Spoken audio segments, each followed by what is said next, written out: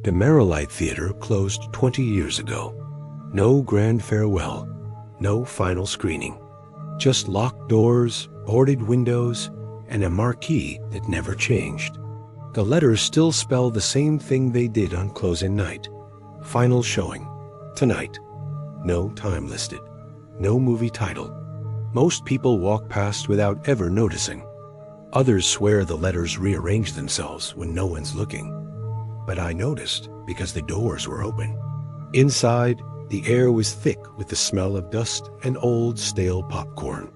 The lobby lights were completely dead, but a strange glow spilled out from the auditorium, flickering blue and white down the hallway. Someone was playing a movie. I should have left.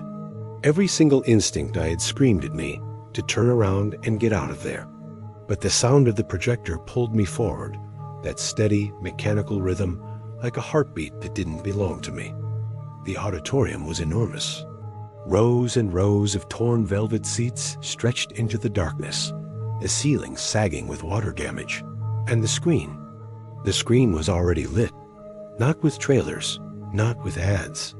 A city street filled the frame, and it was familiar in a way that made my stomach twist. I recognized the corner store, the flickering streetlight. It was only when the camera angle shifted that I realized that was my street. The footage was grainy, like old security camera video. There was no soundtrack, no dialogue, just the eerie quiet of a late night. On screen, a figure stepped into frame. It was me, wearing the same jacket, the same shoes. I stood up so fast, my seat clattered backward. It wasn't a recording. I'd never been filmed there.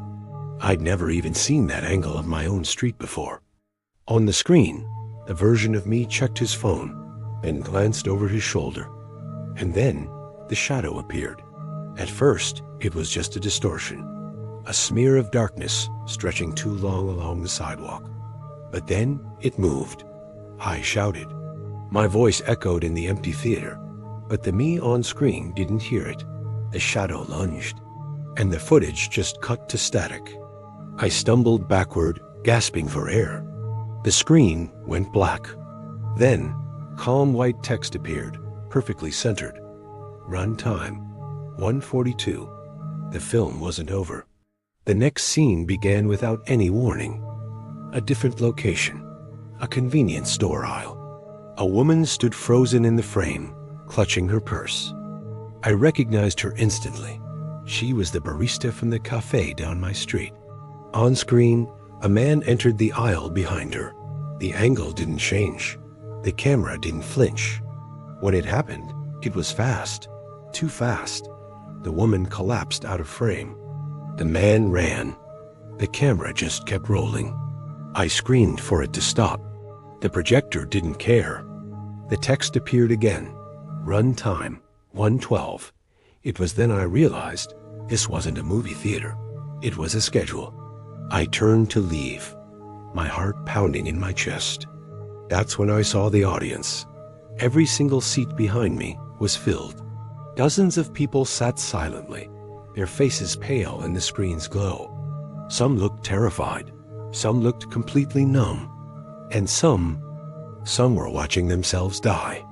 A man in the front row sobbed quietly as the screen showed a hospital room, a heart monitor screaming flat. A child covered her eyes while a house fire consumed the frame, but none of them moved. None of them tried to leave. I had to ask, "Why are you staying?" No one answered. Then someone tapped my shoulder. I turned. An usher stood there, or what was left of one. His uniform was faded and worn, his face sunken, his eyes reflecting the screen like two pieces of glass. He said in a soft, rehearsed voice, "No refunds after the feature begins." I asked him what this place was. He smiled, a smile that was too wide, too practiced. "A theater." I asked what happens when the movie ends. His smile faltered just for a second. "It always ends." He pointed back to the screen.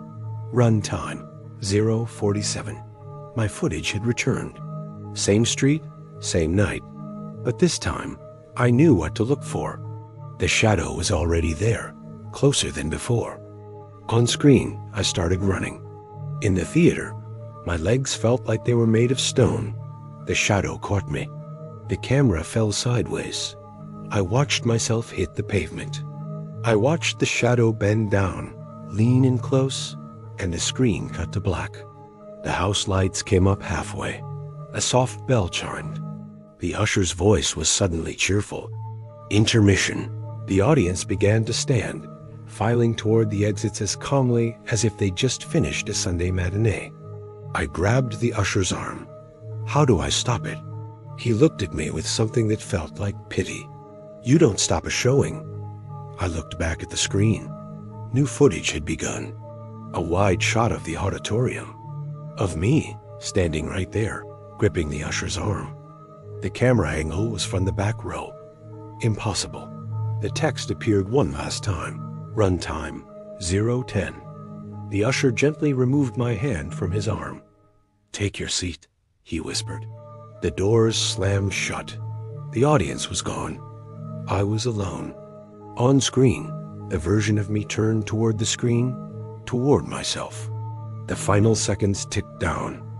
I woke up in the lobby, lying on the cold tile floor. Morning light streamed through the broken windows. The theater was empty. The screen was dark. The marquee outside read nothing at all. I told myself it was a nightmare. A horrible, vivid nightmare. It wasn't real. Until that night, when the news reported a death on my street. No suspects, no security footage. Just one detail they couldn't explain. Witnesses swore the victim had been screaming at something no one else could see. And somewhere, deep inside an abandoned theater, the marquee lights flicker back on. Final showing, tonight.